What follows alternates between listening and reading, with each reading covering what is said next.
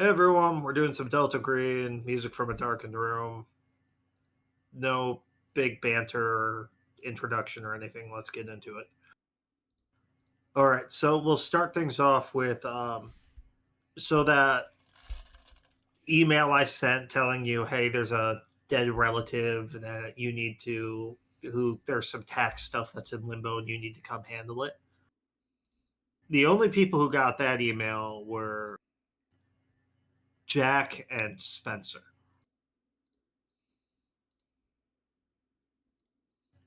Cornelius, who was surprised to find that leave he never requested got approved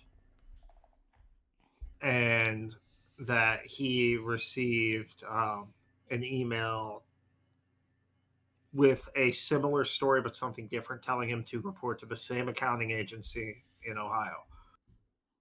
In not Ohio, in Chicago, Illinois.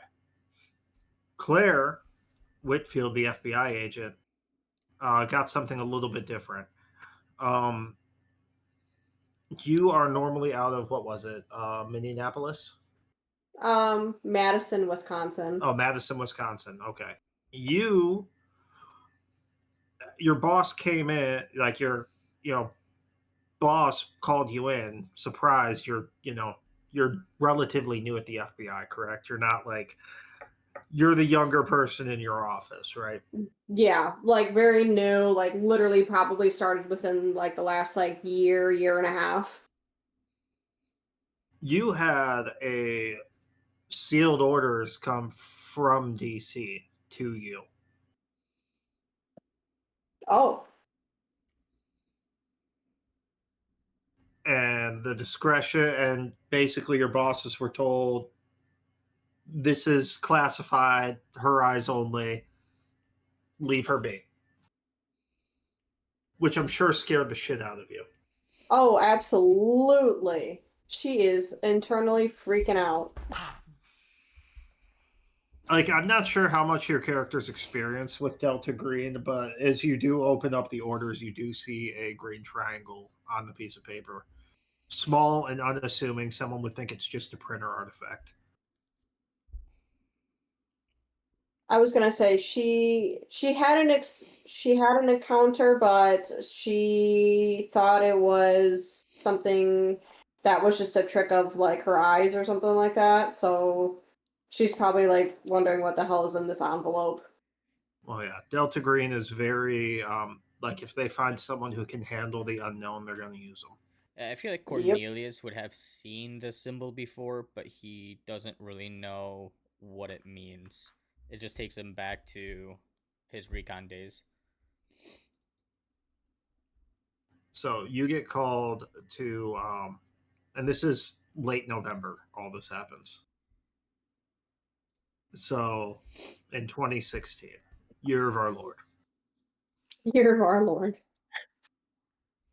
So you're all called to a accounting office called Low Expectations Accounting. Let me double check that I have that name right.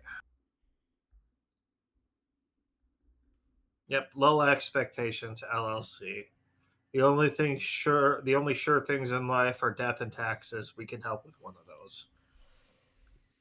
I should be able to share this little thing with you. I don't know if you can see it.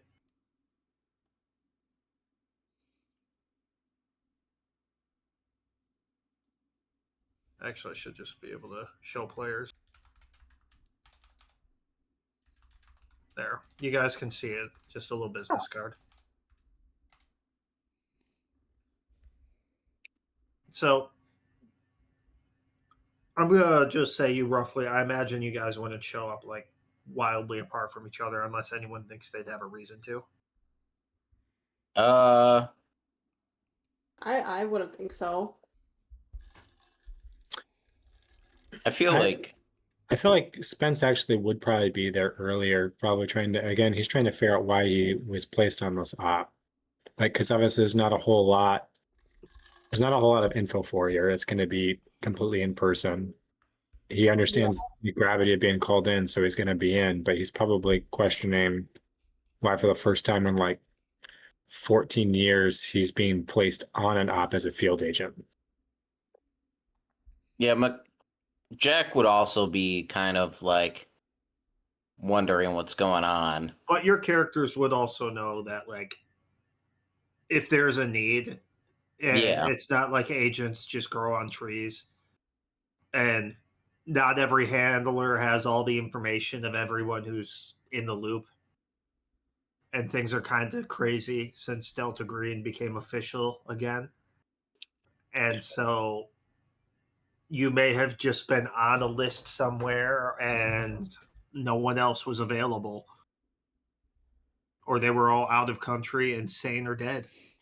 Yeah, I feel like with Cornelius, this is definitely a curiosity killed the cat. He's a military man, so he's always career military. He's always on time, looking straight. And just like seeing that little triangle taking him back to some of his field days where he was seeing combat. Like it definitely piques his interest in wanting to go and figure out what's going on, and he hasn't been in Chicago since basic.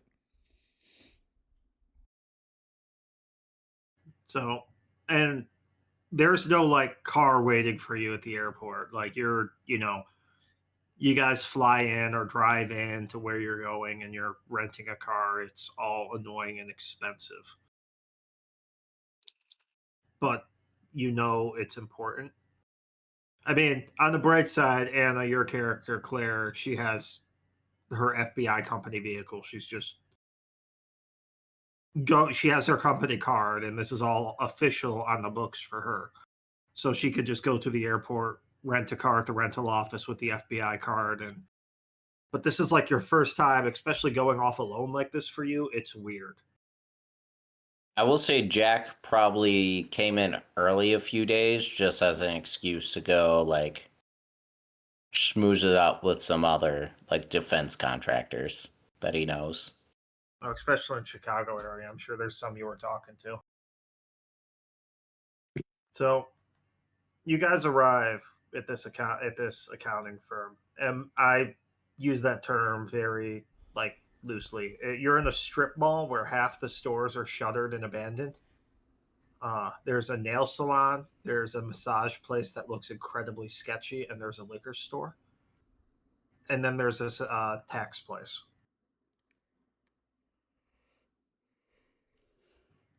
It's the type of place where you like lock your cars when you're still in them, type deal. And there's only a couple cars in the parking lot, and only one in the parking lot, like directly in front of the tax place.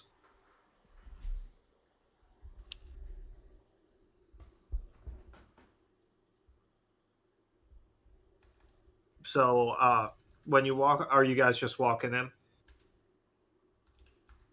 I do, yeah. We've all arrived separately, right? I mean, Yeah. I mean, as you arrive, you see more cars in the parking lot and everything, and you walk in, and the sign on the door says closed, but like there's a woman sitting at the like receptionist desk.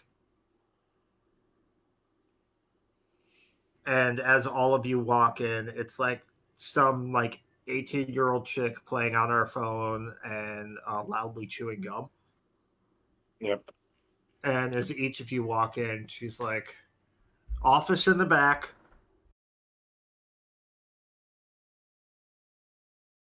And then as the last one of you walk in, she kind of yells back and says, "Okay, I'm leaving, boss," and just kind of heads off and just locks the door on her way out and leaves. So in the office, you see a woman who kind of resembles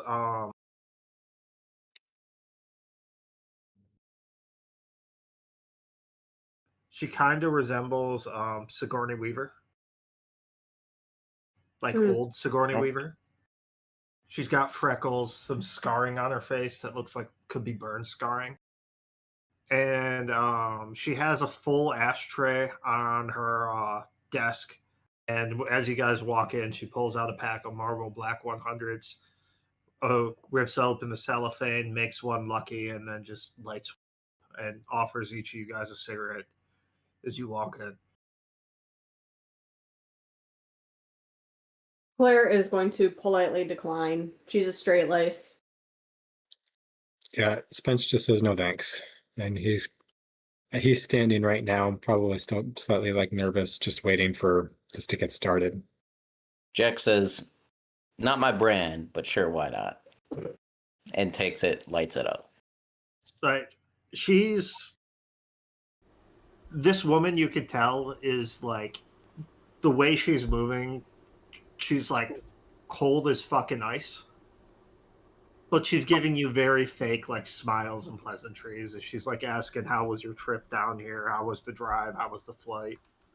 Hope she didn't give you too much trouble out front. She's not in the loop. She doesn't know. As far as she knows, this is just an after hours tax talk. And then after like the initial talk dies down, she straightens up some paperwork and takes a really long drag off her cigarette. And then she's like,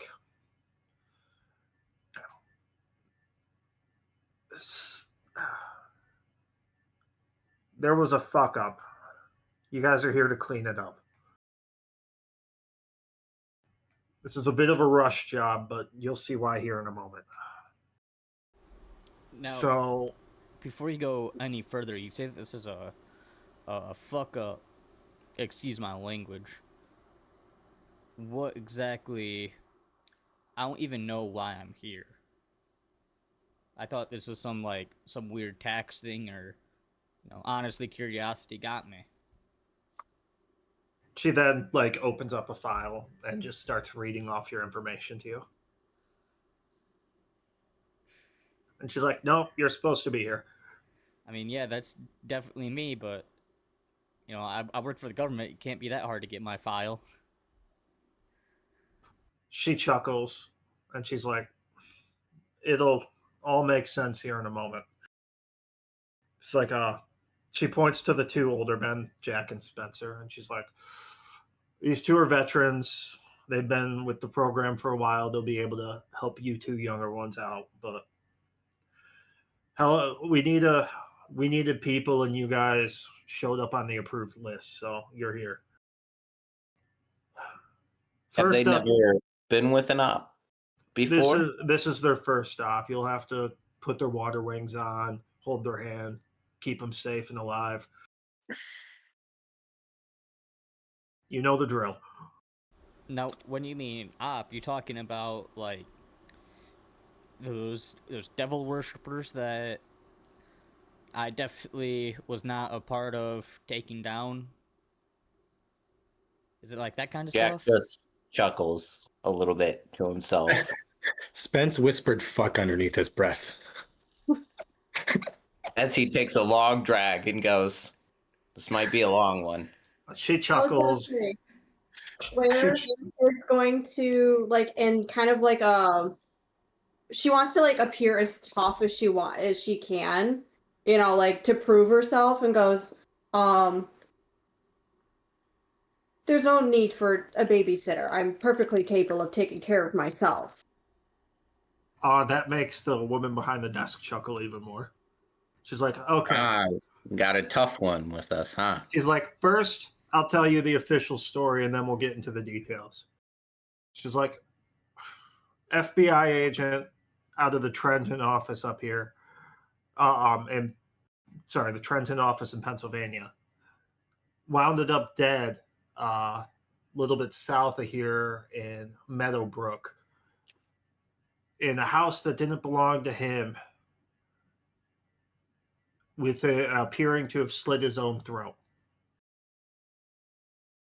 This is a hell of a black eye for the FBI, because now we have a random agent who apparently broke into someone's house and slit his own throat. So you four are going down there to investigate it, ensure it was a suicide, and then hand off a letter to the locals down there, letting them know how sad and depressed and PTSD ridden this poor man was, and how he was very troubled and all of that stuff. But there definitely was no foul play. Was he with the organization? Well, let me get to the unofficial. Unofficially, this man was a veteran DG agent who has been on numerous ops and had recently passed a psych evaluation and wound up in this house. A few months back, he warned us this house could be a potential vector, and we added it to the list of potential vectors. But as you can imagine, that list grows constantly. 90% of it is bullshit, and it takes forever to go through the list. As far as we can tell, the scene looks like a suicide, but no weapon was found on him. Phone records, she pulls out some papers. Tracking his GPS showed repeated visits to Meadowbrook, Illinois over the past few weeks and months. And the way his throat was slit, judging from the autopsy report we have, it looks like it was done with a straight razor and it was damn near to the bone. But We have a again, name. We have a name on the guy. Arthur Donnelly. Would me or Jack know this? Ever cross paths with this guy? You may Or have at at least one heard his point, but name. you wouldn't have known his name if you worked with him on a op, and he was far enough away from Claire that she wouldn't have known him. Okay. Gotcha. So wait. Let's rewind this. Okay. First of all, I'm not FBI. I'm a Navy corpsman. Yes, you're DOD. I don't. What is DG? Or GD? Is that what you called it? DG? What is this? Like, I don't even know what this is. Like, what does some guy possibly committing suicide or not committing suicide have to do with me? I just heal people. Listen, kid, Well, you're DG now. That's all you need. You'll find out soon enough. Okay? So, the scene looked like a suicide. That's the way it's going to stay. We have all of the powers of be that above, putting pressure on the state, county authorities, and who isn't aware in the FBI to make sure it stays that way. And we have the papers to hand off to the locals to make it appear that way. But that's not the issue here. The issue is the situation with this house is it's going to be up for sale again soon. And we need to make sure that something like this doesn't happen here again. I know Donnelly's onto something here. I've worked with him before. It's not like him to fuck up like this. You need to go to this house on 1206 Spooner Ave and make sure it's not a threat to the public. And if it is, deal with it. She slides you over in like an old fucking Nokia brick phone.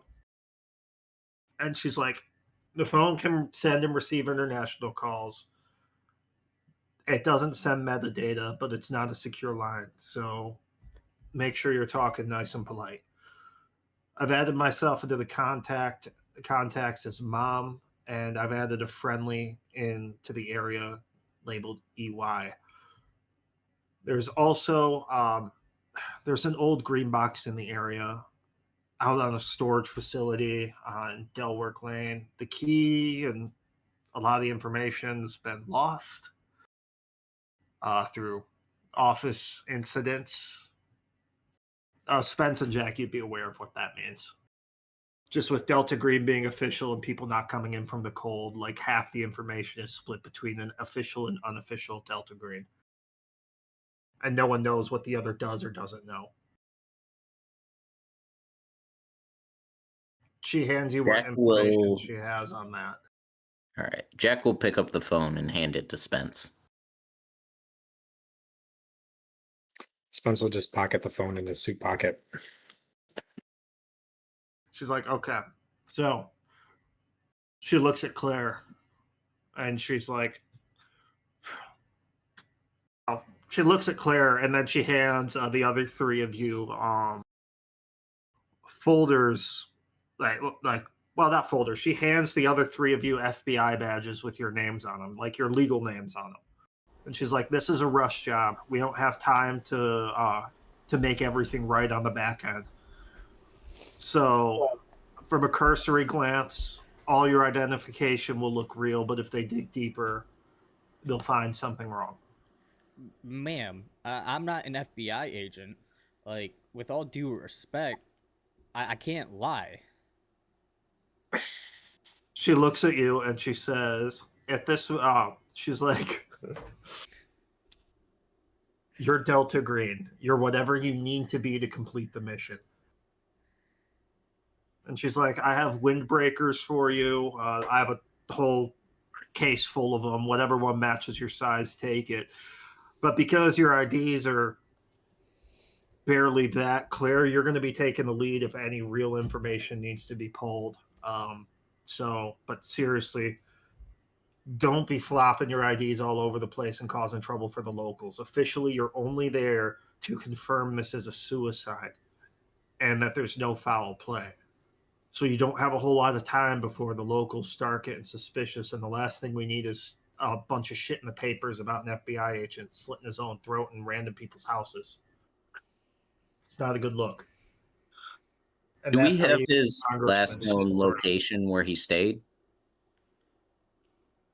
Before Well, for going now- to that? I think for now we're just trying to get that. Yeah, I mean, I guess, do we know that? He's been staying around in and around Meadowbrook. That's all we know. There is a hotel there. But Officially, our mission right now is just to go to the scene, make sure there's nothing else there that we need to be worried about being revealed to the public, and get it ruled a suicide so we can make sure there's no further investigation. That's it. And confirm it's not a danger to the public. Right. Yeah, I'm saying make sure there's nothing that we need to be worried about public-wise. There isn't actual Delta Green material here going on that we need to be worried about, and stop an investigation from going any further. Yes, and if you and she's like, yes, and when you get down there, this will probably take a few days. There is a small hotel there, and you should check in with the locals. Like I said, Claire, you'll take the lead on that part, being the FBI agent. This is to look like a normal investigation. She hands you all the stuff and she says, okay, if you need to contact me, but keep it brief and only contact me once you're finished or if there's an emergency. Are we good to just leave the rest of our cars here and take Claire's FBI vehicle? She laughs and she's like, I wouldn't leave your car anywhere in this fucking town. It's a rental. I imagine most of you are driving rentals anyway. So Yeah, I was about to say it's a rent. No, that's like all I'm asking is, can we leave the fucking rentals here? It's an hour and a half south. It's like it would. Doesn't make sense for us to be driving 4 vehicles down. Yeah, You're 'cause we're right. all rolling together. Yeah, you guys could easily, head south and just like at one of those like carpool areas, just leave your cars there. Like it's not that big of a deal. All right. So she kicks you all out of her office. How are your characters feeling? I'm sure I know how Jack and Spence are feeling. Like it's great, it's another fucking day. Cornelius is just lost in the sauce, trying to figure out how he fits into all of this. And like the name Delta Green was finally dropped, but he still has no idea what that is. All you do know that this is something like this isn't like you're in some weird like treacherous thing. Like, you got your superiors were very weird about this whole situation and letting you just go. Right. And he's just kind of trusting it right now. He's just, he's a godly man. He doesn't want to lie, but now he has this FBI badge, and he's just kind of weary. I was gonna say Claire is she I guess like the first like thing she wants to do is because this was like again, she's new to the bureau. She's been there for like a year and a half. She wants to impress. She wants to do well on this mission, so she's taking it as seriously as she can. Like there's still a what's the word I'm thinking of? Like not innocence, but it's more of like being a little naive to what she is being like thrust into. Like she's never heard of Delta Green. She's never heard of any of that. But she thinks this is just like a weird roundabout mission of just trying to cover something up. But obviously she doesn't know what the extent of what she is about to cover up. I'm so sure she's it's fine. Nothing's wrong. It's okay. Nothing's wrong. It's a good, clean community. It's a good, your character's been pulled into this without knowing what Delta Green is at all? Yes. So, yes. Basically. For both of us, yeah. So, like, my character has been on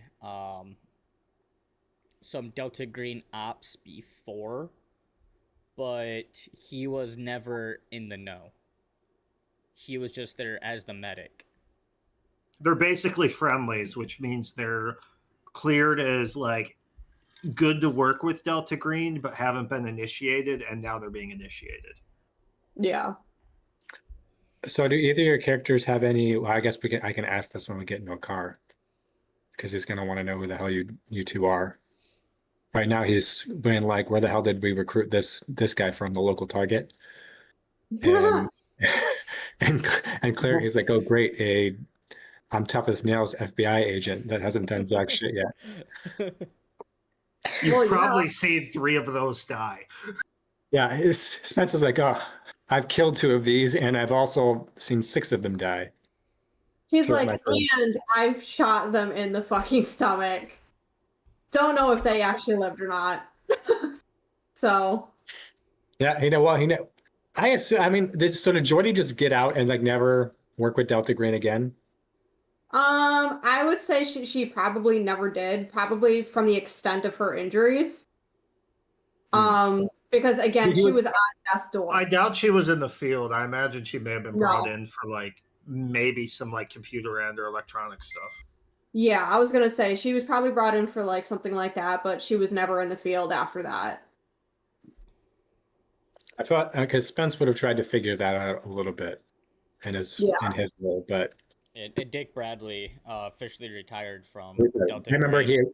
I remember he retired and was like, I'm officially done with all of this stuff. It is time. It is time. I've had a good career. I'm still alive. I'm going to get out now. Basically. This one was too close. Especially after the shit he did. Holy shit. I don't know. You guys have driven in like mid to southern Illinois, right? Yes. Yeah. And how it's flat, boring, and everything looks exactly the same. Yes. And there's nothing for miles. Yes, and it's like it just let me give you the exact date. It's like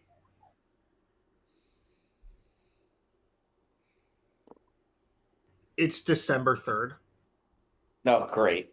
Oh. So there's some snow on the ground, but it's windy and cold. And the snow that's on the ground is just blowing bitterly. Got it. Perfect.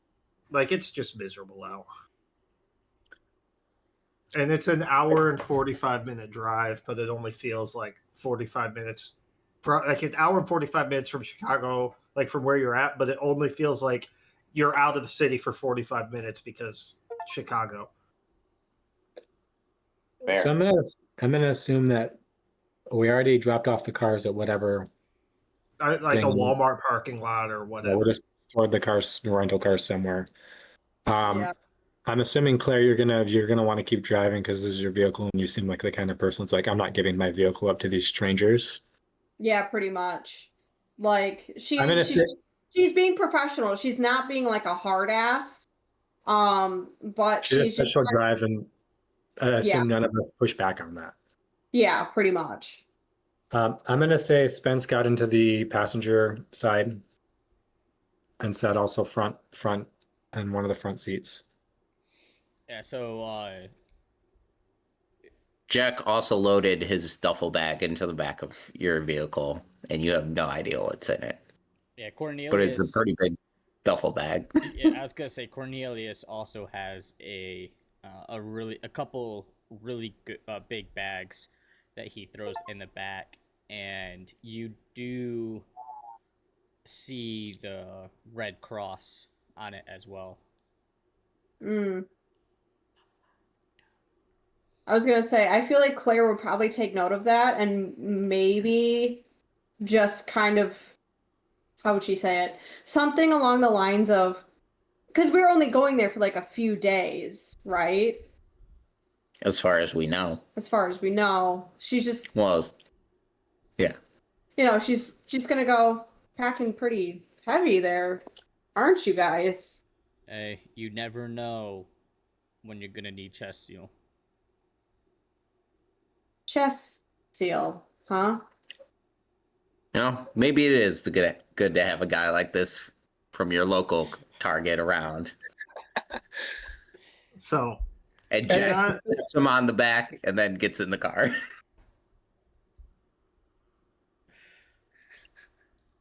She's just gonna go, okay, all right. Like, she's a little confused as to why the fuck we need all that, but as we're in her understanding, we're literally just trying to cover something up. She doesn't expect really any danger at all. So now she's a little. There might be a slight pinprick of nervousness creeping in, but other than that, that's about it. But she's going to continue driving along. so While we're in the car, I think Spence would basically say, "All right, good to see you again, Jack. How's it going, Spence? Well, you know how it goes. Been a while since I've had to do this shit. Yeah. I don't get out into the field very much anymore, but And it's been a solid mostly 12 years. consulting. Been a solid 12 years for me. As So- for you two, So you two seem to know what you're doing. Do you care Yeah, to yes. fill me in? What's this green triangle? well, Listen, we can talk about past things. well, we can still talk about exactly what it is we're doing right now. We don't need to get into specifics. So, son, welcome to the Delta Green organization. My understanding, you've probably done something before, whether you were aware of it or not. Well, I We did. are, I did some work with Marine Recon, and I've seen this symbol pop up. yes. So this symbol is we'll just leave it as another secret government organization that deals with the other. the things that we'd rather not get out to the public. And we've been called because we are on a short list of available representatives that can handle this particular cover up. I don't know what your skills are or what you've done in the past for either of the two of you. I'd like to get to have an understanding of at least of what your skills are. And then I would like you to proceed with any questions you might have for me or Jack on what you think this could happen on this particular op that we're on. Well, I guess I'll tell you a little bit about myself then. I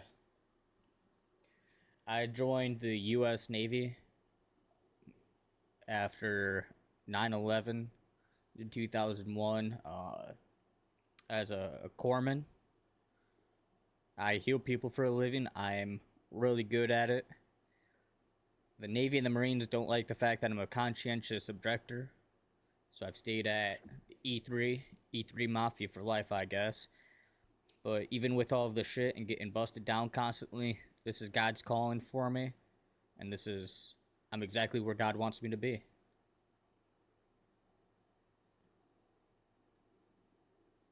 I think the only Did you reason talk? Go ahead. I got something for you guys. Just here's a newspaper article about Donnelly's death.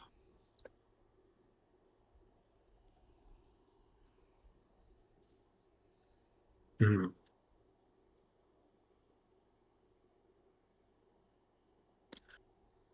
Ignore the fact that the date's different from what I told you. I moved things around a bit because I didn't like how it was laid out. All right, so before I jump onto the newspaper, all right, so what kind of skills would you say that you have, Mr. Gwen. Cornelius? Gwyn. Well, I'm damn good at healing people. I can go into any situation, and even if I'm not killing or maiming anybody, I take fire just like all my teammates, but I drag everybody out, make sure everybody gets the help that they need.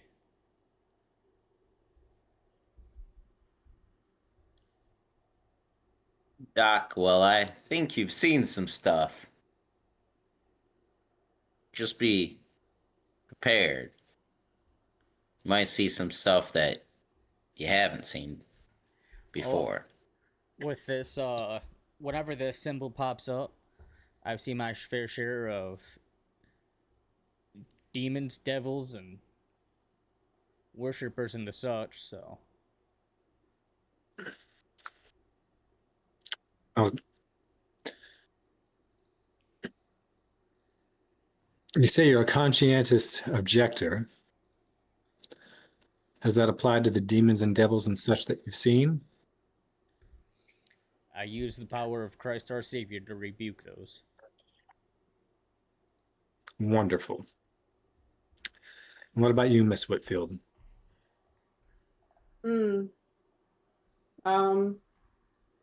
Grew up just like anyone else. Dad was a firefighter. Mom's a teacher. Grew up in a small town, but looked up to my dad. Became a FBI agent.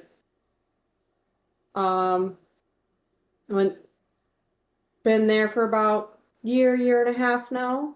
Might be a little green, but I can assure you that I have the skills. I am very much capable of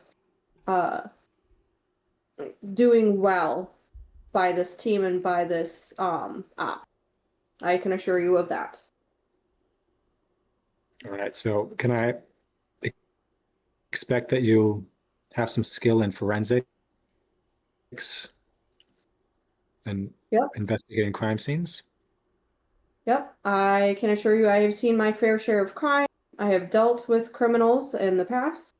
And I can say that I have a pretty good eye for detail, at the very least. I know my All way right. around the town as well, if that were ever to be needed, but pretty sure doesn't seem like we might need to this mission. All And right. she's so sure of herself that we are in no danger whatsoever. He's just going to say, Everything "Well, fine. I can certainly hope so, for your sake and mine." Well, we'll be relying on you to take handle of the investigation while we're there, in case we run into anything. I can provide some behind-the-scenes assistance potentially if we run into it, but hopefully it doesn't come to that, and we can wrap this up quietly, quickly, and get out of here. Do either of you have any questions? I just want to make sure I'm understanding this. So, Delta Green is some top secret government agency that takes care of demons and whatnot. Well, we'll leave it simply as the occult. But primarily, we just try and make sure that the public doesn't need to know about things that they don't better off not knowing about, and we protect their safety by taking care of these things even before some of our more close to the public organizations might get involved. Obviously, that doesn't always happen. That may be how you and both myself and Jack have gotten involved in the past, and then we become operatives to help prevent other people from finding out, hopefully. By the way, I'm really hoping someone's like, "What happened to your eye, Spence?" And you're just like, "Aliens." I do kind of I'm point at it and be surprised. like, I know that you said you have experiences that from this. First stop. Good reminder of how dangerous this stuff can get when you're unprepared. Too bad I wasn't there. I might have been able to prevent it. So And he just like sits He's back. like, "Oh." He sits back chuckling a little bit, like he wasn't. I'm being sure you serious. roll your one eye. But Jack so just chuckles to himself. Spence specifically looked at Jack and just kind of rolled his eye. so you And got You know, Jack him and just Jack are chuckled. just like, oh Jesus. It's worse than when we were when we did our first stop in the 90s. so you He's like, guys this new generation. They don't know how good they have it. Y'all became boomers. Honestly, with the little amount of shit that they know, I feel like we did a better job of recruiting and prepping our agents in the 90s than we did in 2016 once we were official. The hell. I was skeptical of our preparedness on our team's op. He's like, oh fuck, it's hell. This is what happens when you make it legitimate. So you guys arrive in Meadowbrook. Where are you going first? Are you going to the hotel, the police station, the house? What time is it? I would say the hotel. I was It's gonna probably, I would say it's like maybe 2 PM. I would say probably check into the hotel first, and then that way we can kind of get settled, and then get a game plan, and then move on from there. So the hotel is a, like, you could tell it was a house that kind of got like a hotel built onto it. And there's also like a bar attached to it. And there's a sign that says karaoke on Saturdays, 8 to 10 p.m. There's like a Miller or Coors light and everything in the window. And it's like one of those hotels where it's, like there's the porch outside and it's got like 3 rooms up top, 3 rooms on the bottom. Gotcha. This town's very small. Like, as you pull in, it's like there's some old houses. It's like old factory that hasn't been abandoned. This town looks not like, it looks like a town that people just kind of live in to work in Chicago. But there's not really anything here. Is it a full bar? Appears to be. I mean, you're in the Midwest. Is this So bigger? Is this bigger or smaller than our old op, this town-wise? Smaller, or because you said it looks like people just live there. It's roughly the same size, where it's like it's a small town, but it's like a little bit off the freeway. It's like surrounded by cornfields. It's like it's an old farm town that had some industry, but the industry left, but people still live there and just commute to Chicago. Or like the outskirts of Chicago to work. They'll do an hour and a half commute. Spence gets out, he's literally going to say, it reminds me of a former good, clean community. No drugs there. Not anymore, there weren't. I like how you guys would laugh at this, and then the other two would look at you like confused.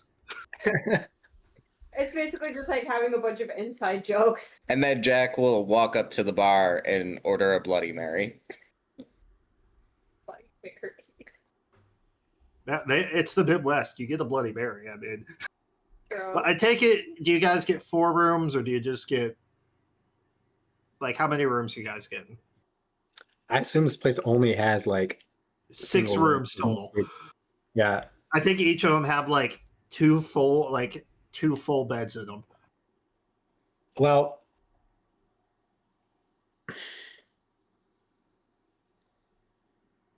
We need at least 3. 3. I was thinking 2. Oh It's no. I think we need to stick with 2. I think Spence is going to 2, yeah. suggest to the group.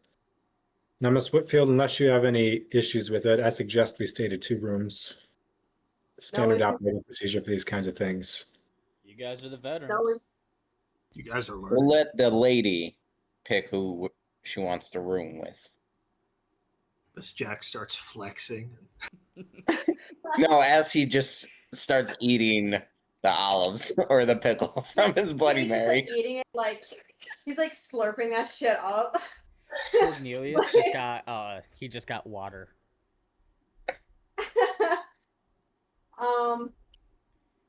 I was gonna say she. Ugh. I don't even know. I'm gonna. All right, it's a 50-50. I know for a fact she does not want to room with Macaque. So let's flip some dice. Let's do. Whoa. Gary's character. Cornelius. Okay. So, you talk with the people running the hotel. It's run by Regina and Daryl Crawford, and they're like, oh, what brings you guys here to Meadowbrook?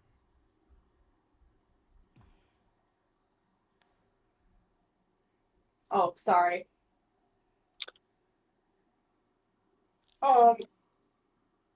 Sorry, caught me off guard on that one. So just Spencer just step in here. We're just here on some official business for the FBI. Thank you. Well, the FBI, that sounds important. Okay, well, here's your room keys. Like the sign says, karaoke on Saturdays. I don't know how late you're staying, but it's a good time. Jack will just kind of be like, nothing too important, more routine. Okay, well, if you need as he drinks his anything, Bloody Mary. just let us know, and we'll be happy to help. Appreciate you. So I take it you guys get your stuff into your room, and got your fake and real badges, and are you heading to the house or the police station? So we By have the way, that I figured we planned to end around 10:30 tonight. That sound good for everyone? that works for me. That's Does fine. that work for you? All right, perfect. What happened to that newspaper? Here, I need to set up the thing where I actually have like a place you can keep looking at your handout. Basically, he's just really using this this Delta Green Foundry VTT one day to be a sponsor, I'm sure. And he just hasn't updated it yet. Yeah, there's stuff I'd like to do with it, but here, I'll give you the newspaper again. Actually, let me try this.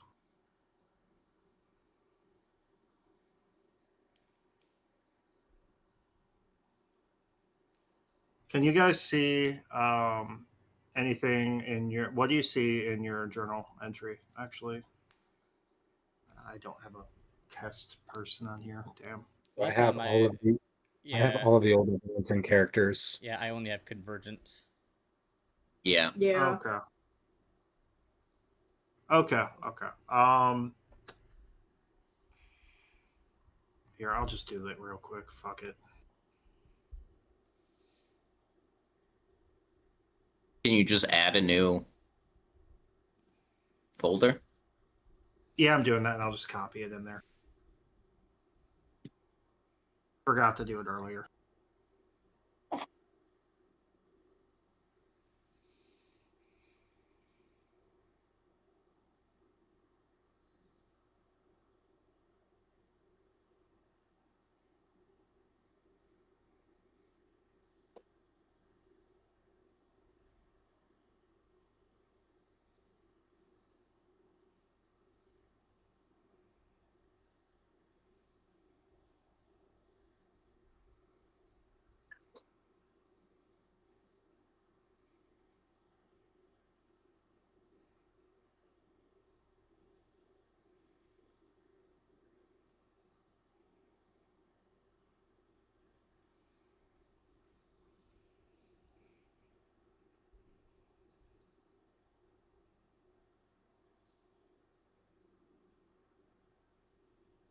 Sorry, it's being stubborn.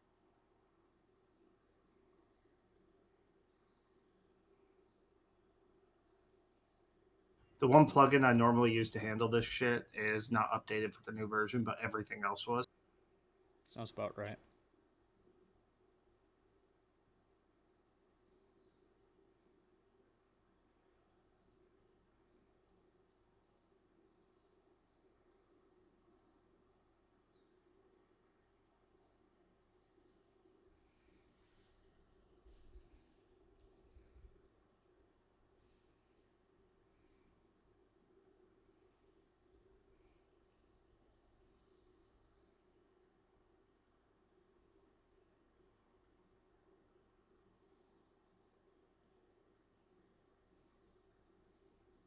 I'd say it's want to be difficult. I'll just fucking do it this way.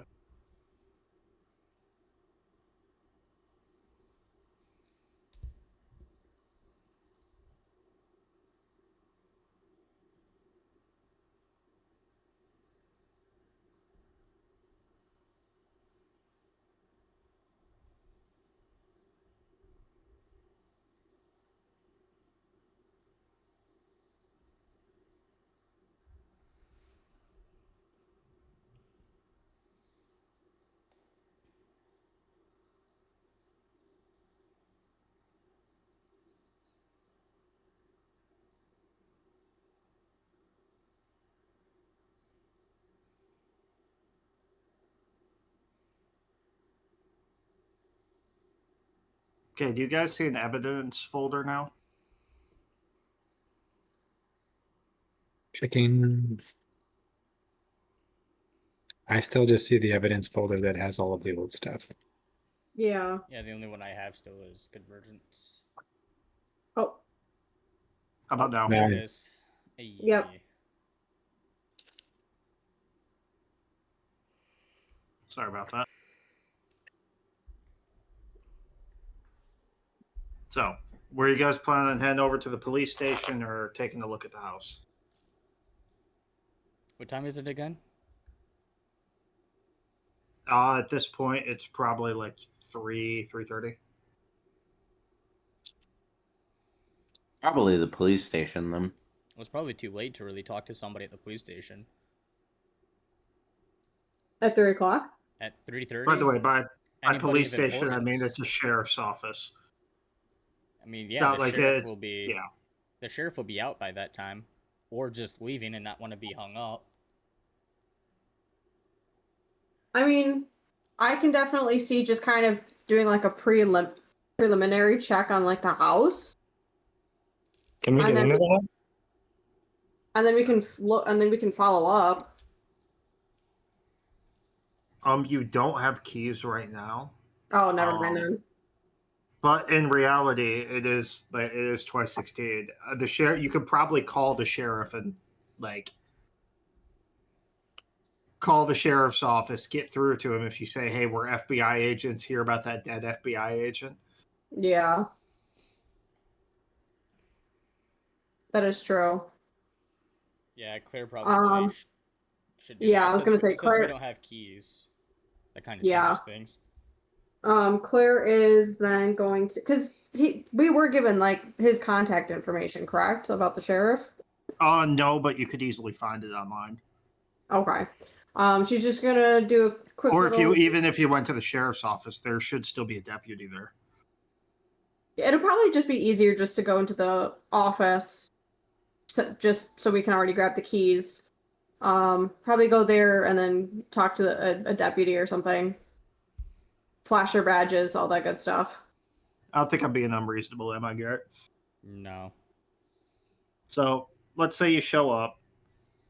Deputy's just some young 20-year-old kid who then, calls up the sheriff on his cell phone. What's the deputy's name?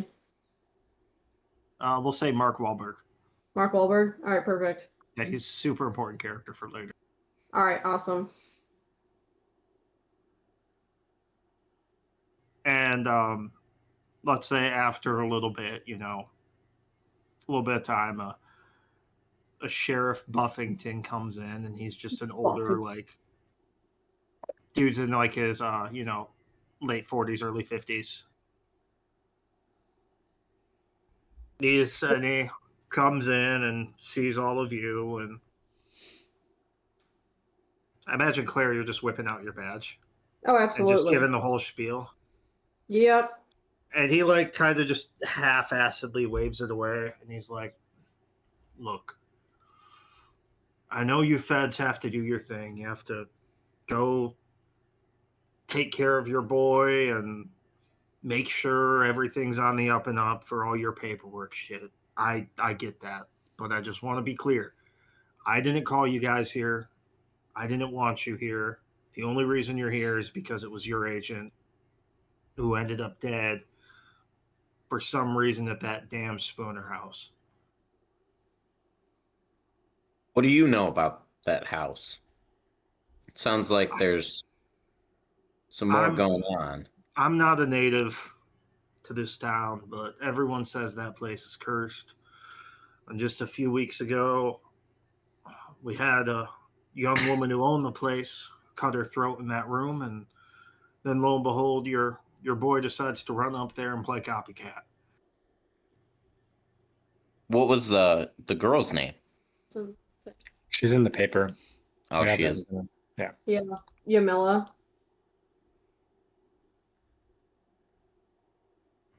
Then he continues, he's like, now, because of that, I have her parents barking down my throat, trying to get rid of the damn place before the new year hits and the taxes kick in on it. And then they hired some realtor to bark down my throat to try and get this process moving so they can just sell that damned cursed place to whatever fool wants to buy it. And all that I'm waiting on is your stamp of approval to let this go through. So do whatever you need to do. Just don't cause a fuss in my town. We're a quiet town. We just, last thing we need is a bunch of papers and news trucks coming in here. All right? Of course. Who knows the most about the history of this town? Is there anyone that you could direct us to?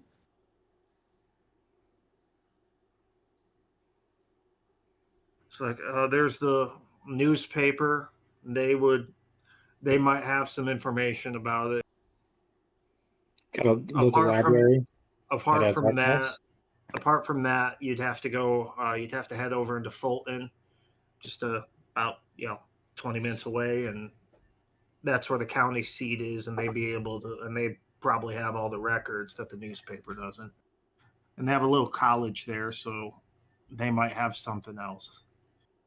But like I said, please don't cause a fuss in the town. And I imagine now that you're here and you're gonna be sniffing around the house, that realtor will be jumping down your throat too. Just don't give her anything to give the papers. That's all I ask. I have enough headaches to worry about right now, and the last thing I need is fucking CNN at my doorstep, okay? Don't worry, we're in agreement here. Want us to stay hush hush and over quickly. He goes into his office and pulls out like a house key and just hands it to you guys. And he's like, I'll need this back just for paperwork's sake. And he has you sign some paperwork saying you took the house key. Do you have a file?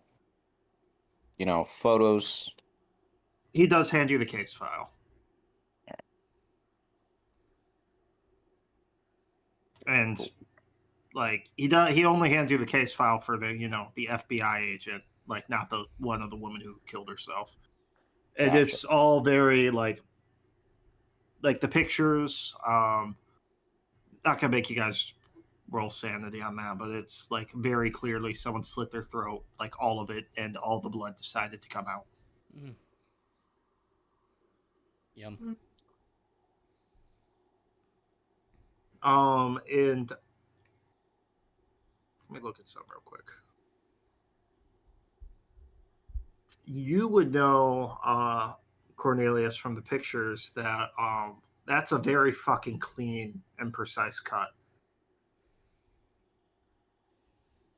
Like he made sure to get the carotid, the jugular, and he cut very deep, very quickly, and very precise. I feel like Jack would know this too. I'm just saying from his medicine Yeah. knowledge. Oh, yeah. Especially the way the blood pattern spray comes out. Like, it's not like he, halfway through started passing out. It's like he just sat there on his knees and just nice, clean cut, One clear cut. through, and then slumped over in the blood. Which you find slightly odd.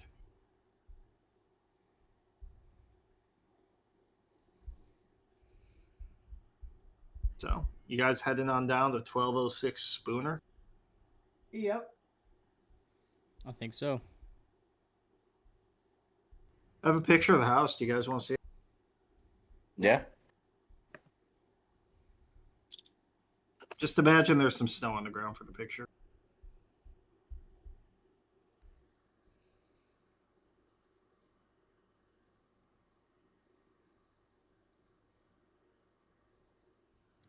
So I got.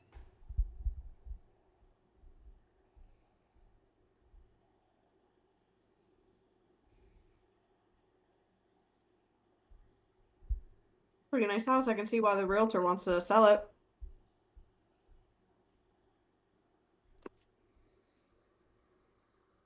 I'll have a floor plan to give you in a moment as well. Cute little house. Mm-hmm.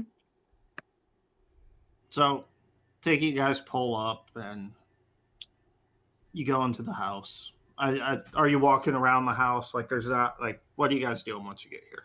I was gonna say, before she steps in, Claire's probably gonna do like a perimeter, just to see, like checking like anything that might catch your eye.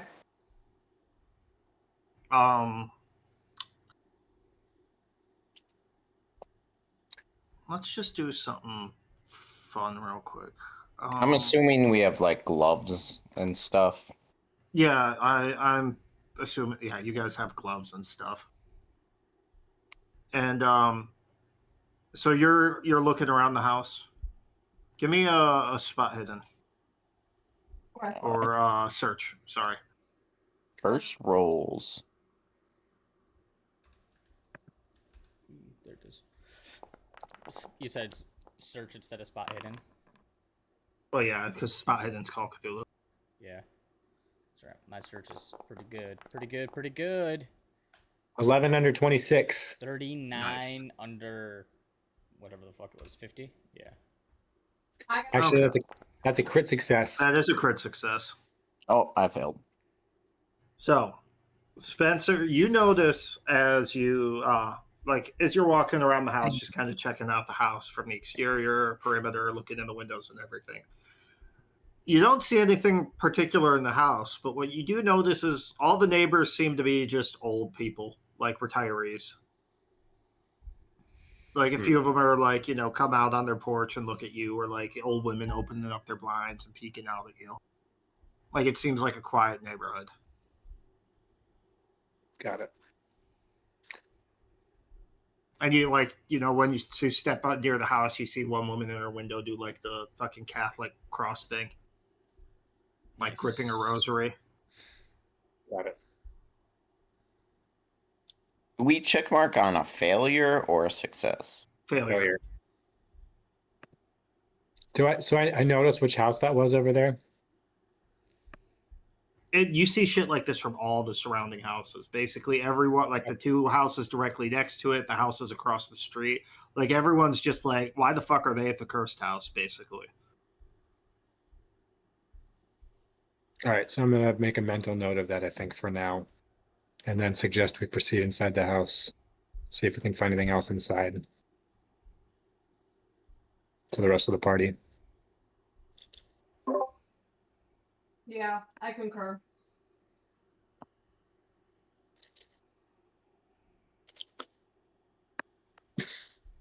So we enter inside the house. Do we notice anything on immediate impact? Do we like feel any sort of like energy shift at all either? We'll get there. So you guys walk into the foyer. I will give you the floor plan real quick. How about that? All right. In the floor plan, it's listed. There's a room above the garage called the bonus room. it's basically just like a storage area above the garage. It's not like it's some hidden room or some shit. Oh, we discovered the bonus room. Bonus room.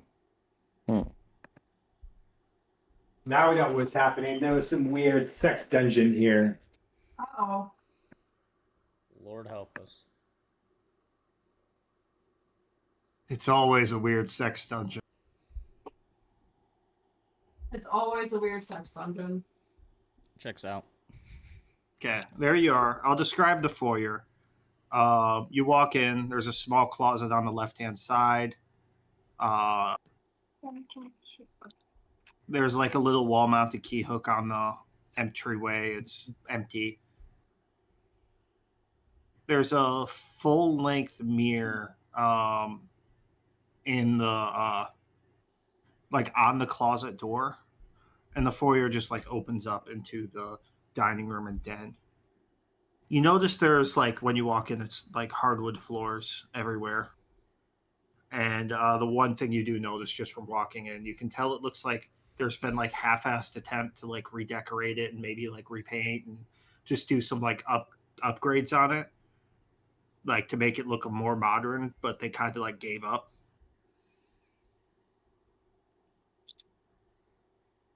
So, what room did they? Found the body in. The master bedroom. I'm just saying you guys are in the foyer right now and there is a closet. Okay. I don't know if anyone's looking in the closet or like if you guys are all just splitting up, going to different rooms. I kind of need you to tell everyone to tell me what they're doing. Are they going to a specific room and looking around? Are they staying together? Like what's going on? And I'll kind of describe the house as they go. Jack is gonna head kind of through like the dining room, kind of looking around, going through the kitchen. Okay. I just kind of stick with him. Claire's Okay. kind of meandering kind of through like the Looking through the cabinets and stuff. through like the den and everything else. She's not staying with them. Okay. So in the dining room, you see a table with a stack of cardboard box is lining the walls. You see like a gaudy chandelier near the gable windows. The 3-panel gable windows and the doorway to the kitchen. You Are guys said there your head. anything in the boxes? It would take you hours and hours to start searching through these boxes. Like we're talking the whole walls like lined with boxes, like from someone moving.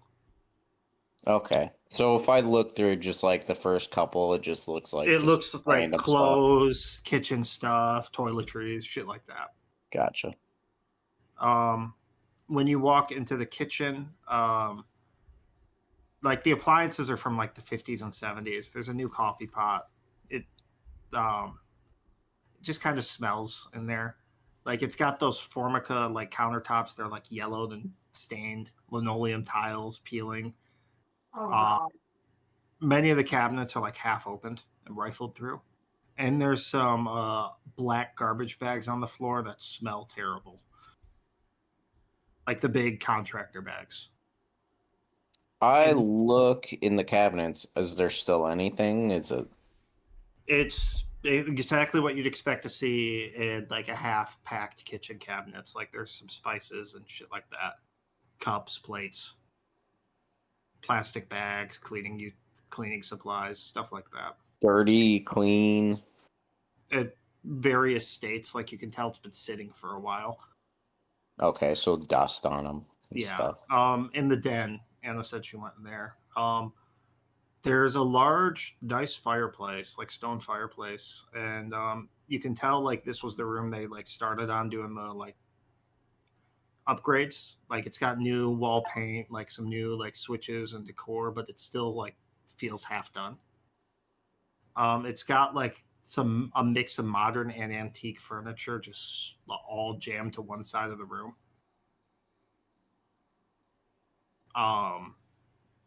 Like some very clearly like furniture and stuff a young woman would have, and like a green velvety couch and table pulled apart from the stack. And there's some like styrofoam cups that and crumbs on a paper plate. The styrofoam cups definitely have coffee that's been sitting for like a month in it. And there's like a glass door that leads to the foyer and back porch. Well, there's a door that leads to the back porch, and then there's like the door to the foyer, and there's like a little breakfast nook near the and a bench near the window on the hallway leading to the bedrooms. Jacob, what are you doing? Spence proceeded right back to the master bedroom where it occurred. Okay. Let's see here. So this room's weird. So on like the walls in this room, there's like a bunch of mirrors built into it. Like really nice quality mirrors, like with the frames. But you can tell they're built into the walls. Like there's some etchings on the seam.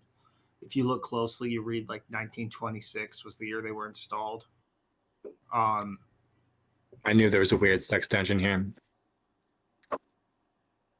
1 second, let me look at something real.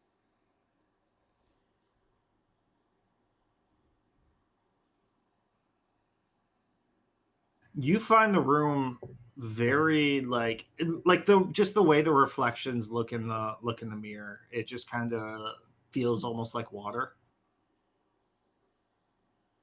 and you just find it interesting. It does smell faintly of ammonia and cleaning products in there, and you can see in the center of the room, like very obviously where there was blood spilled. So there's no bed. There's no bed in here or anything like that. Then I'm assuming. No, the bed isn't in there. So there's just the mirror walls, and it looks like in the middle of the room there probably was at least once a chair or something like that where this guy slit his throat. Yeah. I mean, then he would walk in and check the bathroom, the master bedroom right next to it. It's got white marble countertops and like one of those like really huge like white clawfoot bathtubs with like a clear shower liner and like shower rod that's kind of like half-assed installed for it. And then whatever that little closet is there, the WIC.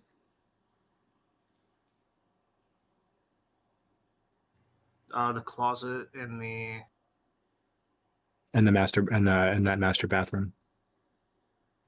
it's just again has some like towels and stuff in it, like a towel and just some like basic toiletries Nothing hidden. spread out throughout there. No.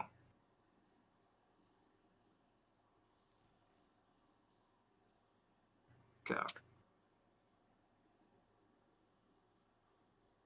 I mean, from there, if nobody else is doing anything, he's gonna pass by the utility closet and then head up the stairs to go look at bonus room. I know you're really excited about bonus room. Jack would head to the garage.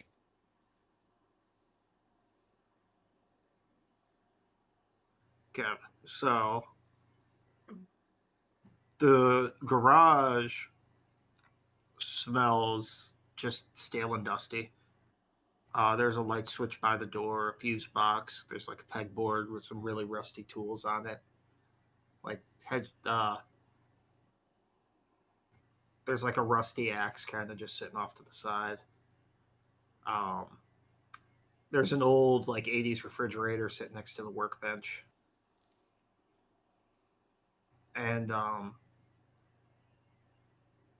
it looks like the garage was once like a screened in porch, but then they turned it into a garage. Like you can see some signs of that. And at the bonus room, you see like it's cramped, it's filled with boxes and random furniture, recessed window benches, an old rocking chair. And it smells kind of like paint in there, but a little off.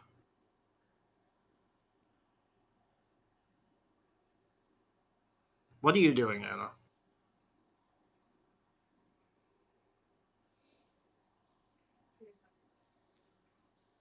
I was gonna say in the den, were there any like bookcases or anything that had like anything of note on them? No, just a pile of furniture. Like none of the books were out on the shelves that were there. Oh, okay. Let's see. I'll probably start meandering over to, what is that, like bedroom 2? Like kind of like looking through like those bedrooms on that side. Okay. We'll start So, with bedroom 2. all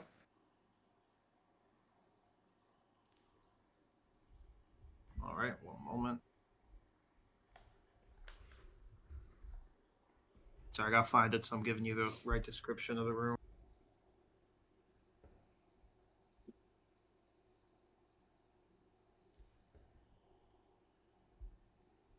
So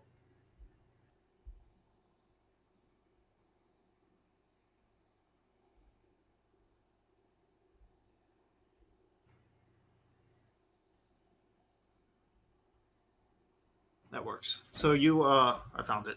You walk into the room, and you can tell this was a child's room once. There's like faded wallpaper of like orange and green ships on like a sea. Um, but like half remains. Most of it's been scraped away, and there's like a blue tarp and step ladder and some paint cans have all dried up, still sitting in there. And you're looking around the room, right? Yeah. Um, as you're looking around the room, um, you you feel something like what are you wearing like your FBI like windbreaker? Yeah. You feel something tug at the back of your windbreaker as you're kind of just looking around. Like, is it like a hard tug or is like someone trying to get my attention? Someone trying to get your attention. She's gonna look back. As I'm sure you can guess, nothing's there. Of course. Why would there be? Make a spot hidden real quick. Okay, give me 1 sec. Or search roll. The search.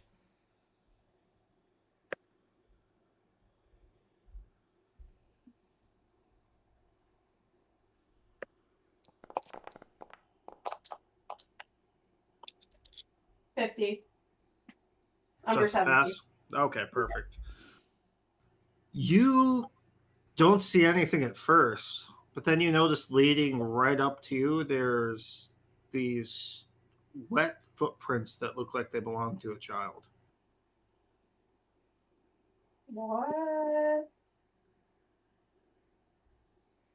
Just make a quick sanity check. Okay. I feel like that's a reasonable sanity check. I would say so. 46 under 80.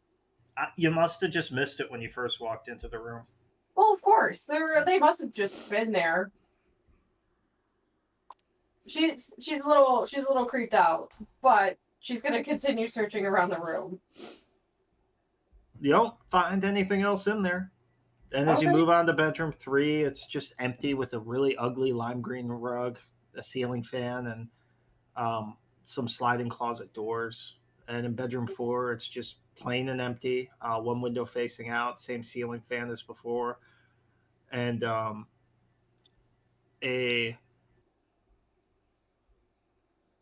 sliding door closet on the right. Are you looking into any other closets? What are you doing?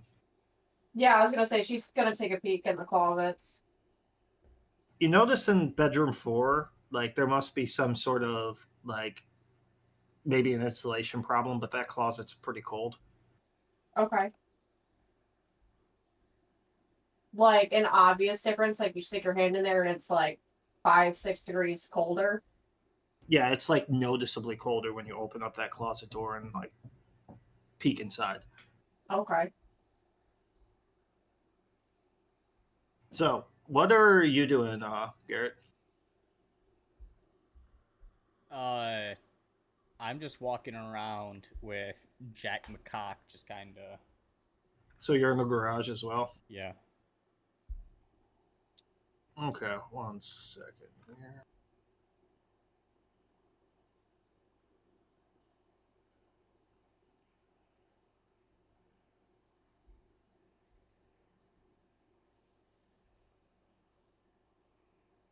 So we'll go back to Spence. As you're kind of just looking around the bonus room above the garage. Yeah. You're like, I imagine you're just kind of looking through some of the boxes, seeing what you can see. Yeah.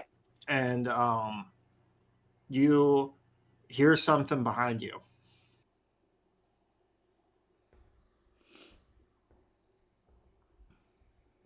Are you turning around or just ignoring it and leaving? He takes it. I think he gathers himself, sighs, and then slowly turns around. As you turn around, like you see the rocking chair is just rocking. And then once you look at it, it just stops.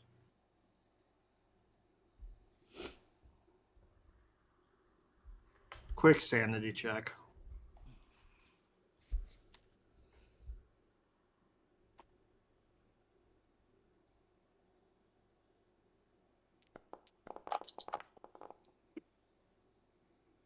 Three under 57. Well, yeah, you pass it. Congrats. What do you want?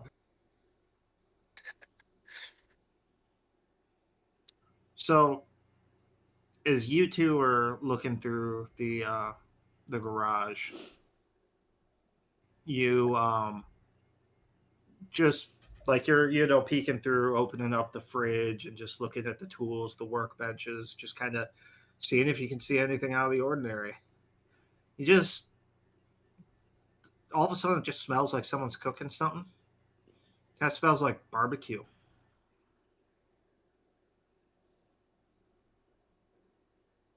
And then just stops. I won't make you roll sanity roll for a weird smell.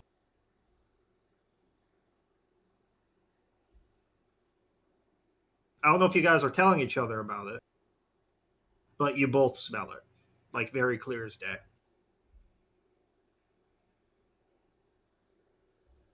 All right. And actually, both of you will be able to tell this. Near the end of the smell, like right before it went away, it like was sharply cut in with like the smell of burning hair.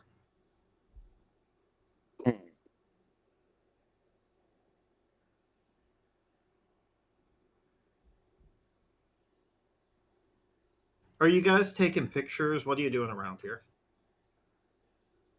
Yeah. I feel like taking pictures of just general landscape because we wouldn't actually have the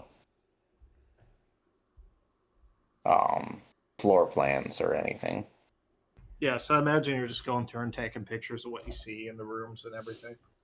That way we can lay it out on a board later. Yeah, I was gonna say, I feel like Claire is mostly note taking, not necessarily taking pictures of like things. You know, if it's just an empty room without anything super, like out in your face about it, she's gonna be taking notes. But the footprints and things like that, she's definitely going to take pictures of. Uh-oh. You all know What? what happens when you take creepy pictures of footprints. I know.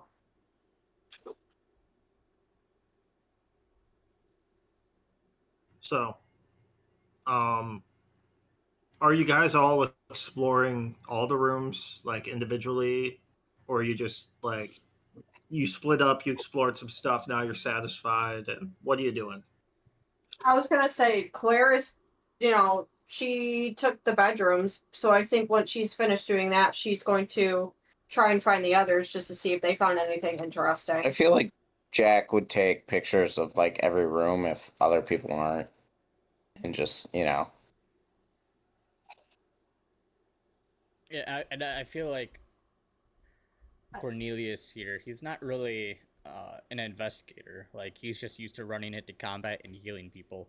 He's way out of his element here and doesn't know what to do, so he's just kind of like clinging to Jack McCock.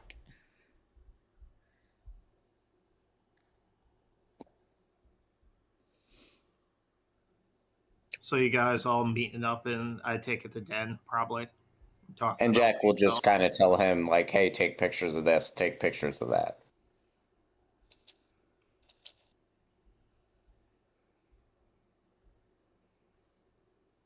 But yeah, I guess we would meet up in the den after. Yeah.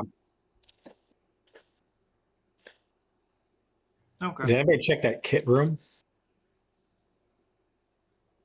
That's the kitchen. Oh, okay. I don't know why I didn't realize kitchen was. Kit was literally short for kitchen. I was like, what's kit? Did we check the utility room? There was. I didn't, but I assume it's all just another closet. Yeah. All the closets so far have just been closets. Okay. I would say Jack just took general photos of it. So, as you guys are sitting in the den, I imagine you're going over what you saw, which is like, why the fuck are we here? There's nothing here. Right? Well, I mean, Spence definitely saw the rocking chair move. And so that has his attention. Right? Like he's not gonna discount that. He's been through enough of this stuff and he's not gonna discount anything that seems out of the ordinary and not trust that his senses weren't right to begin with. So I think he would just ask, anybody notice anything they want to share?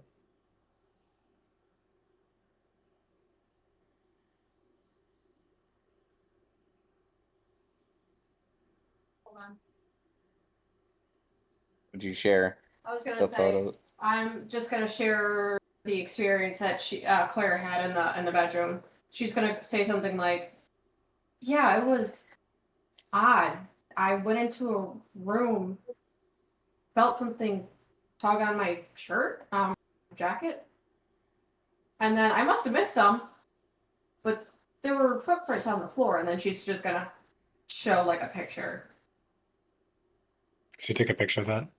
Yeah, she took a picture of the footprints. That was that outside There of. could be Are they there? Are footprints still of a there? young child. Yeah, they're not there now.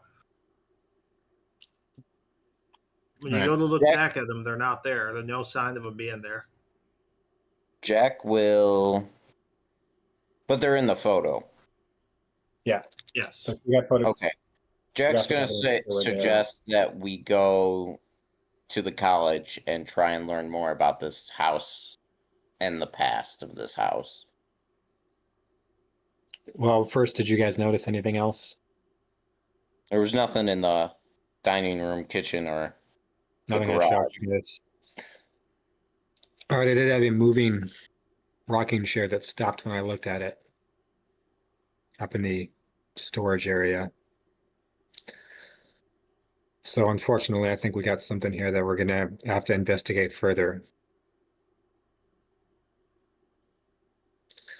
So I'd agree with you, Jack. I think we need to find out what we can find about. One, probably need to figure out if we can learn any more information about that previous girl who lived here. Don't know how we're going to get those investigation files because they just want us to close this one off as fast as possible. We also but got to we want figure to learn out about the house itself. if And Arthur left anything. yeah, I mean, there's plenty of boxes to go in here, but I mean, do we have any information about how long potentially he was here? Like they just found his body, right? He was here for several weeks leading up to his suicide. He was here before the one woman killed herself. He was here before she did? Well, he wasn't at this house. He was in the town. So he's been in They're this not town. sure exactly where, but he was in this town. And you do know there's also a green box in this town. So he was here. And you know that agents have been known to stay at green boxes when avoiding like hotels. Right. And he'd been here, presumably, we don't know for sure, but may have also been here on an op. As far as your handler knew, it was all he wasn't supposed to be here. There was no op going on here. Well, this current time, but the time before, if he was here, because she died a year ago, right? No, she died a month ago. Oh, I thought that was a year ago. That's what it said. No, it's that newspaper was a bit like wrong compared to how I'm running it. She died a month ago. Like So she died a She month died- ago. And like a few weeks later, he came in and cut his own throat. But they don't think that he was in this house before that. Like he just broke into the house, No. cut his throat, they found his body. Yeah. All right. So I wouldn't presume to think that he left anything here. I mean, even though he was in the town, it wouldn't make sense for him to break in, leave something, and then cut his throat. Well, I mean, Most like, likely we need he's- to retrace his steps and see if he left a case file somewhere. Yes. Or someone else. Are you guys Let's- discussing this let's as you look- leave the house? I think we're still just in the house. We haven't Okay. quite worked out yet. Yeah. I think for us to try and figure out whether he'd investigated anything, yeah, we have to trace his steps, but most likely it's going to be at the green box if he's got any case files or was doing anything about this house specifically, if he was staying at the green box. So we need to investigate the green box. We need to find information on this house's past. I do know that those mirrors in the master bedroom were installed around 1926. So we got a 90-year-old installation. This house is quite old itself. Hopefully we'll be able to find history on that. And possibly also, if we can, find some more information on this case from a month ago.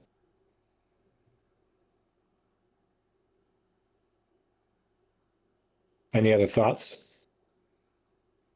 Sounds good to me. Sounds like a good starting point. I would agree with you. All right, what do you guys want to hit first? I would actually venture to say the green box would probably make the most sense because if he's already done some of the work on the house, Why make the extra? investigation, extra step. Let's see what if he knew anything or something just affected him.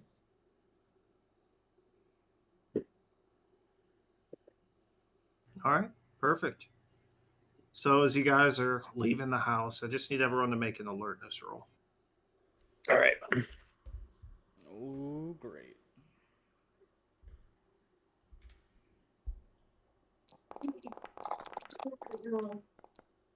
Damn, I got a I'm rolling 2 lots today. under 59. 426.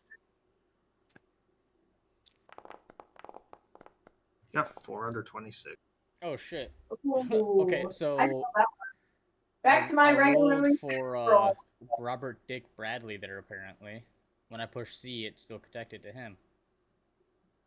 Interesting. Either way, it passed.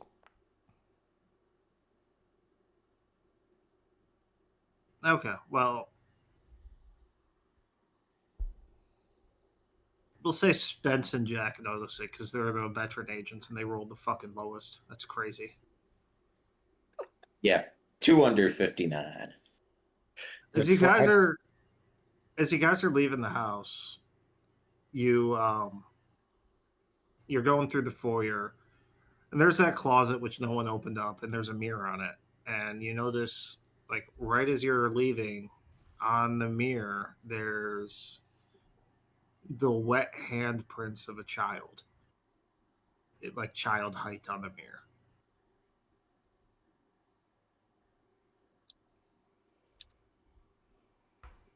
What the Are you fuck? taking a closer look?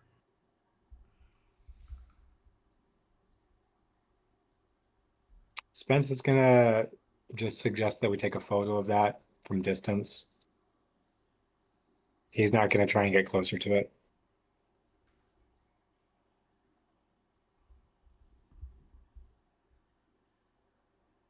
Does someone point it out? Because Claire. Yeah, I think I pointed out. He's gonna say I mean, Spence says, "Jack, take a photo of that." Jack will take a photo of it. So you guys are just snapping a photo. No one's taking a closer look. He's going to I'm- zoom in and take a photo. Okay. Yeah, I don't know if anybody's gonna try, but Spence would probably suggest nobody does to have a better idea of what we might be dealing with. I feel like Claire might be a little creeped out by this handprint of a child's height on this mirror.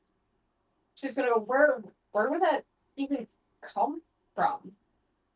Well, as you took the photo, right, Jack?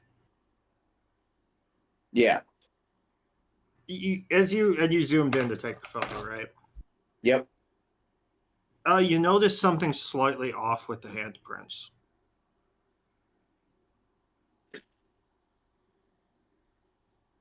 Like the way the water looks, and maybe once you notice it in the picture, you kind of like change your angle looking at the mirror, and you notice it looks like the handprints are on the inside of the mirror,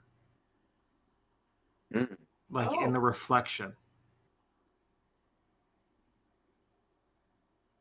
Like the water, yeah, the wet handprints don't look like they were placed on the outside, but in the reflection. That'll be a sanity check for everyone, by the way. Got to end on a sanity check. But I literally avoided looking at the mirror deeply. I passed. You still saw like wet handprints on a mirror that belonged to a child that definitely weren't there when you walked in. Oh, Yeah, I mean, boy. that's fucking run of the mill for me at this point. Crit Someone success. Crit Someone success. How much sanity do I get back for a crit success? None. Did someone fail? No. No. Oh, I feel like I should get a crit success. I feel like I should get sanity back. Like, yep, that, and like Look. just gets more acclimated to this. I'm gonna be honest. This sanity check is a doozy. It's if you fail, you roll a 1d1. A 1d1. Yeah, which means you only take one sanity damage if you fail. It's not a crazy one.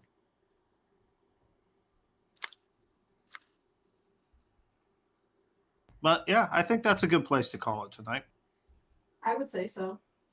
Yeah. How's everyone feel about the house on Spooner? Definitely fucking haunted by mirrors. Actually, my next suggestion, if we weren't ending right now, is like, all right, guys, let's find some crowbars in the back of the truck. Get back in here, smash every fucking window. No shit. Or every fucking mirror, I mean. I will say, all of the mirrors. when your character's like, leaves after that, you're like, there's a lot of mirrors in this house. Just kind of pops into your mind. Yeah, well, he's like, now that we saw that mirror, he's going to be thinking about all the fucking mirrors in the bedroom. Well, luckily he didn't see anything. So, what does Claire and Cornelius think of this? Claire is definitely creeped out, but like not where she's like freaking out. It's more of like when the hairs in the back of your neck stand out from seeing something like out of the ordinary. But other than that, she is trying to keep her composure and not act like a little schoolgirl. But she's definitely creeped out. What about you, Cornelius? He's definitely a little. I don't want to say like freaked out is the right word. Like he's basically like the power of Christ compels you. He's just like, this is obviously, it seems like a demon that we're dealing with, and it needs to be excised from the house. Yeah, I'm surprised you just didn't immediately pull out your rosary there. He doesn't have a rosary. He's not Catholic. What kind of heathen do you think he is?